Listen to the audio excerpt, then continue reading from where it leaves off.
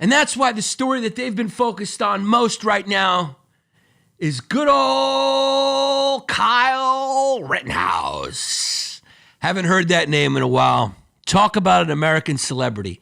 Thank you, Kyle Rittenhouse, for feeding our true crime genre thirst. As I mentioned last episode, you have to tip your hat to whoever makes the sacrifice for our entertainment and also makes a sacrifice for fodder, for news fodder. And Dave Chappelle's comedy special, I think's run its course. So now you can't really find any news that isn't Kyle Rittenhouse. I'll sum up Kyle Rittenhouse's case in a few words. White American kid with an AR-47. Just a regular Joe. Outside of any coastal town, that's just a regular Joe. Out for a stroll. Big deal. I'm his lawyer right now. Let's talk. Ladies and gentlemen of the jury, Kyle's a good kid. Just like your kid. He likes to play Call of Duty. He loves to binge Netflix shows. He loves to order Domino's late at night and dip the crust in ranch dressing. He likes to pop a few Trulies with his friends while his parents are asleep upstairs and he finger pops a girl in the basement. He likes to smoke a little weed and get philosophical with his friends and watch sports.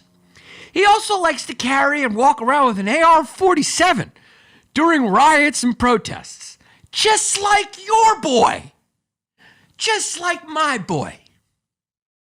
He likes to put on gloves and go down to the local protest and riot with an AR-47 for fun. He's a kid. He's a kid. He's an American red-blooded boy trying to meet girls. What boy in your family, I'm talking to the American people, which one of you has a young, hormone-riddled teenager at home who didn't go down to one of the riots to try to meet chicks? Who didn't carry an AR-47 in order to start a good conversation with a nice young lady he met?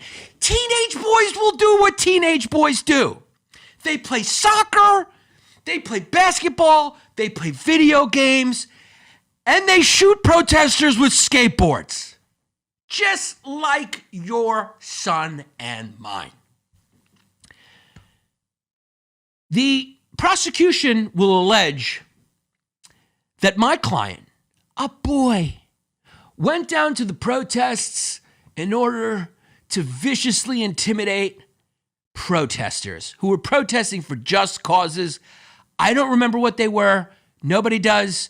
We've all blacked it out. It was a horrible summer. We've blacked it out like a child who's been molested by a Catholic priest. I don't remember unless I'm hypnotized. Like you. They'll try to paint him as an evil, Trump-supporting, right-wing Nazi who came down to this protest to kill. I offer you the truth. Kyle Rittenhouse is from the future.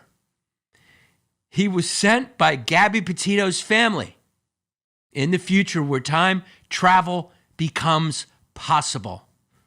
He was sent to go back and find Brian Laundrie and murder him before he got a chance to take their sweet Gabby Petito. The problem is, Kyle Rittenhouse is bad with direction. He got lost. On his way to the closest national park, he got sidetracked. He saw a protest and he wanted to know if it was a sports team that had won a championship and he wanted to celebrate with them. Little did he know it was a Black Lives Matter protest and he got attacked by a white kid with a skateboard. And you know what they say, members of the jury? Never bring a skateboard to an AK-47 fight. Is it his fault that this tragic victim decided to bring a skateboard to an assault weapon fight? Not his fault. Just a boy defending himself against confused attackers who didn't know he was from the future trying to hunt down Brian Laundrie before Dog the Bounty Hunter got him.